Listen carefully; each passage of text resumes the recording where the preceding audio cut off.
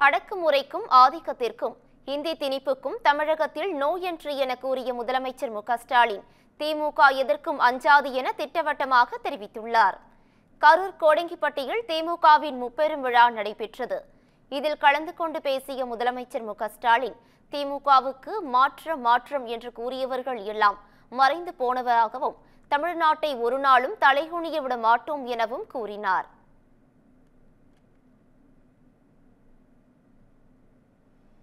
இப்பவும் சில பேர் பேசிக்கிட்டு இருக்காங்களே, இப்பவும் திமுகவுக்கு நாங்க தான் மாற்றணும் பேசுறாங்க. என்ன மாத்த போறாங்க? என்ன மாத்த போறாங்க? தமிழ்நாட்டு வளர்ச்சியை மாத்தி பின்னாடி எழுத்திட போறாங்களா? நம்ம கொள்கைகளை விட சிறந்த கொள்கையை யாராவது பேசுறாங்களா? மாற்றம் என்று சொன்ன எல்லாரும் மாறினாங்க, மறைஞ்சு போனாங்க. ஆனா திமுக மட்டும் மாறல, தமிழ்நாட்டு மக்கள் மனசிலிருந்து என்றைக்கும் மறையல. எதிர்க்கட்சி தலைவருக்குமான மாண்பை அறியாதவர் எடப்பாடி பழனிசாமி என்றும் திராவிட கொள்கை தெரியாமல் எதிர்க்கட்சி தலைவராக இருப்பதாகவும் குற்றம் சாட்டினார்.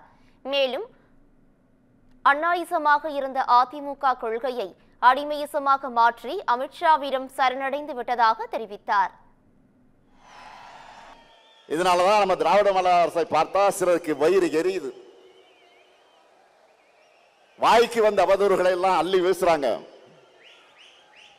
அவங்களுடைய கண்ணீர் ஆட்டுக்காக ஓனாய் வடிக்கிற கண்ணீர்.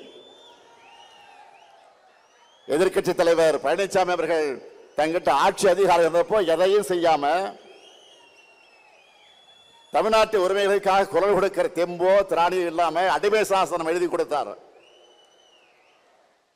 பாஜக தன்னோடு இருக்குன்னு இப்பவும் வாய் துடுக்கோடு பேசிட்டு இருக்கிறாரு. எதிர்க்கட்சி தலைவர் மாண்பே இல்லாம தரந்தாந்து என்னை ஒருமையிலே பேசிட்டு இருக்கிறார்.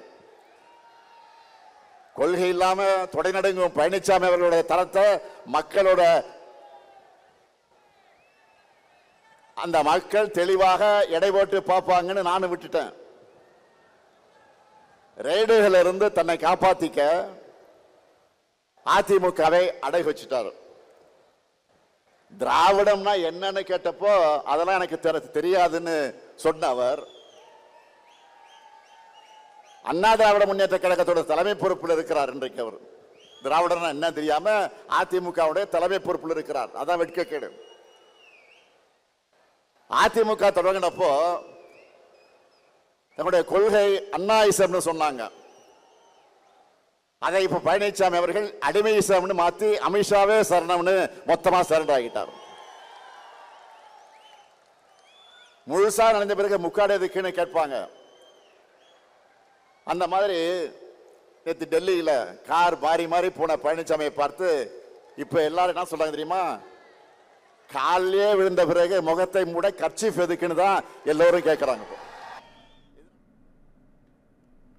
அடக்குமுறைக்கும் ஆதிக்கத்துக்கும் இந்தி திணிப்புக்கும் தமிழகத்தில் நோ என்ட்ரி எனவும் பாஜகவின் மக்கள் விரோத செயலை திமுக எதிர்ப்பதாகவும் திமுக எந்த மிரட்டலுக்கும் அஞ்சாது எனவும் தெரிவித்தார். இந்த மண்ணை காக்கிற பொறுப்பு கடமை நமக்குத்தான் இருக்கு. டெல்லி நம்ம மேல எப்படியெல்லாம் ஆதிக்கம் செலுத்துறாங்க? ஒன்றா ரெண்டா? இந்தி மொழியை திணிக்கிறாங்க. நம் மாணவர்களை பலி வாங்கக்கூடிய நீட் தேர்விலிருந்து விலக்கு தர மறுக்கிறாங்க. நம்ம பசங்க படிக்கிறதுக்கான கல்வி நிதியை கூட விடுவிக்க மறுக்கிறாங்க. கீழடையின் தொன்மையை மறைக்கிறாங்க. வாக்காளர் பட்டியல் திருத்தம் என்ற பெயர்ல நம்மோட வாக்குரிமையை பறிக்கிறாங்க. ஆனால் அன்னாலும் சரி இன்னாலும் சரி என்னாலுமே அடக்கு முறைக்கு இங்கே நோ என்ட்ரி தான். ஆதிக்கத்துக்கு இங்கே நோ என்ட்ரி தான். திணிப்புக்கு இங்கே நோ என்ட்ரி தான். மொத்தத்தில் இங்கே பாஜகவுக்கு நோ என்ட்ரி தான்.